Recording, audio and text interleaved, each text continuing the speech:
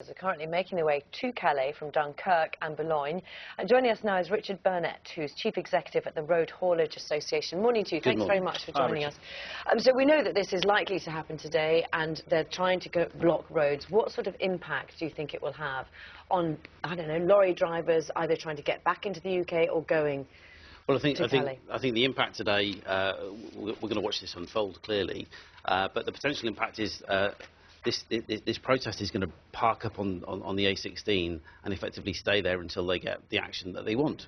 That's going to impact on the ferry. So as the trucks and cars are coming off the ferry, that's going to back up behind the protesters.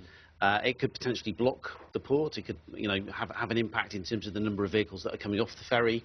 And if that's the case, then that can have an impact further on during the week in terms of Operation Stack potentially in Kent. Can you understand the frustrations from a French side of things? I saw some headlines this morning saying this is a very French way of dealing with it, but yes, you can see what the people of Calais are experiencing, can't you? I share their frustration. This is something that we as an association have been trying to lobby government and get support from government, but also the French government to find a resolution to this. It's been an ongoing issue for over 18 months. Obviously, the scale of the violence and the issues that truck drivers are now facing is unprecedented, and clearly it's got to the point where it's boiling over and they want action now. I know you've been over there recently, so what is the situation like? I've heard stories of blockades across... The situation is pretty dire. Drivers on a daily basis are being attacked, petrol bombs are being thrown, trees are being cut down, they're being set alight to try and create, a blockade in the road to stop vehicles for migrants to get on board. But the scale of these attacks, as I say, it's unprecedented in terms of the violence and, I guess, the frequency that it's happening, 20, 30, 40 attacks per night. And French authorities are saying they estimate something like 200 people a week are getting through to Britain on these lorries from Calais, which is about 10,000 a year.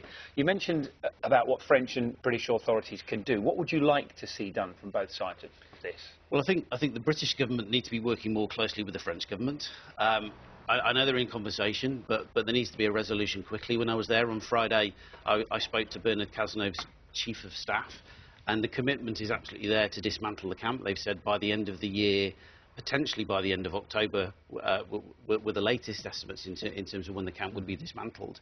But I think there needs to be a clear plan, and there needs to be a clear plan between both the British government and the French government to find a way of processing the migrants. There are 9,000 to 10,000 migrants there, asylum seekers, economic migrants.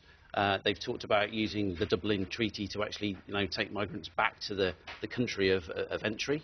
But also there are asylum seekers that need to be found at a home. OK, Richard Burnett, our Chief Executive at the Road Haulage Association. Thank you for your time this morning. Thank you.